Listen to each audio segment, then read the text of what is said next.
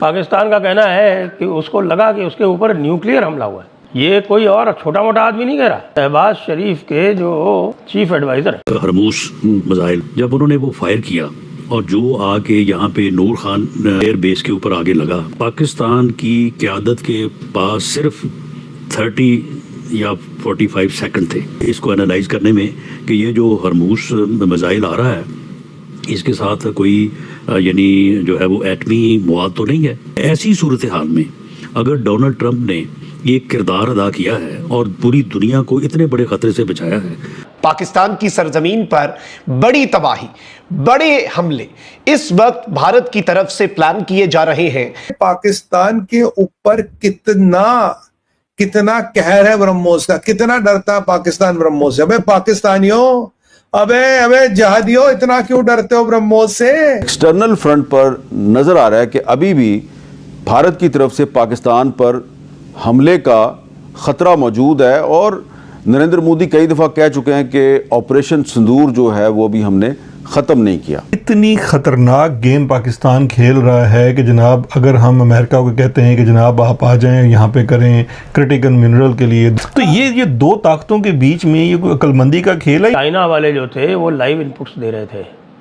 China वाले पाकिस्तान को live inputs दे रहे थे और वो लाइव इनपुट के कारण ही इसकी इतनी हिम्मत हुई कि भाई भारत से थोड़ा सा वो पंगा लेने की सोच सका। चाइना जिसको हमने पूरे सीपैक के अंदर ये बलूचिस्तान ही बेचा है ना जी, सारा वो किया, ग्वादर उनके साथ इन्वेस्टमेंट करवाई, सब कुछ किया।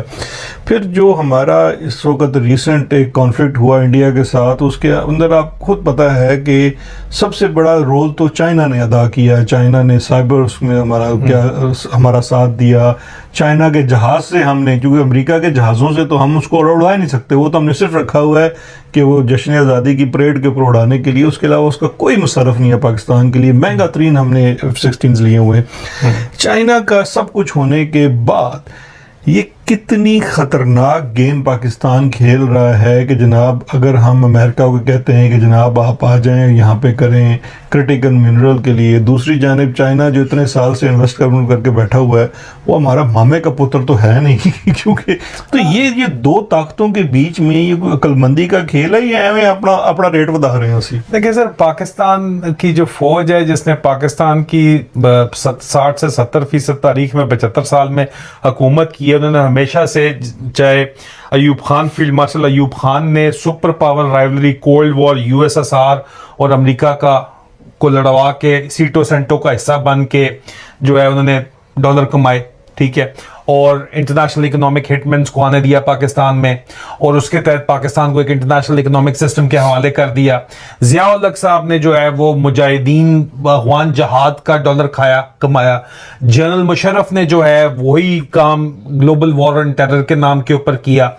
इन साहब के पास जंग है नहीं और अब जो फील्ड मार्शल, नया सेल्फ अपॉइंटेड फील्ड मार्शल साहब हैं, इन्होंने एक नई जंग क्रिएट करनी है और दो सुपर पावर्स को पिच करना है और चाइना और अमेरिका को ये पिच करना चाहते हैं। ये एक नई सुपर पावर राइवलरी है और पाकिस्तान इसका वो डॉलर खाना चाहते हैं। सवाल आपका बड़ा जबरदस्त है कि यार फिर चाइना जो वेल इंट्रेंच्ड बैठा हुआ है, जो भी अपना इंटेलिजेंस बेस कराची में बैठा हुआ बना रहा है, वो क्यों इनको ये काम करने देगा? यहाँ पे एक बड़ा इंटरेस्टिंग सवाल है सर।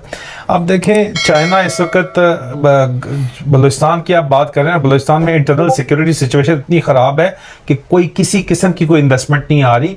SIFC के नाम के ऊपर इतना रोला आसिम मुनीर साहब ने जो बनवाई है, SIFC बनवाई है, उस पर इतना रोला इन्होंने मचवाया कि जी SIFC आ गई, अलबैक चिकन तक नहीं वहां पे आया आज दिन तक सर, ठीक है। ये कह रहे थे कि हम, और पूरी दुनिया में ये लोग फिर रहे हैं, इन्वेस्टमेंट जीरो आई है अभी तक। चाइनीज रडार, वो चाइना के टेक्नीशियन और वो तुर्की के वो बख्तियार ड्रोन, वो सब धरे के धरे रह गए और एक के बाद एयरबेस बर्बाद होता गया। अब ये पाकिस्तान न्यूक्लियर होगी रेस खराब। पाकिस्तान इनमें हमें एक चेतावनी दे रहा कि अगली बार ब्रह्मोस भेजोगे तो हमें तो पता नहीं लगा भैया इसमें नॉर्मल बम है, न्यूक्लियर बम है। अब हम कम ये फटने का वेट तो करेंगे नहीं लास्ट टाइम की तरह। और अगर आपने नॉर्मल बम भी भेजा तो अगर इसमें न्यूक्लियर निकला हम तो खत्म, हमारी कहानी तो ओवर।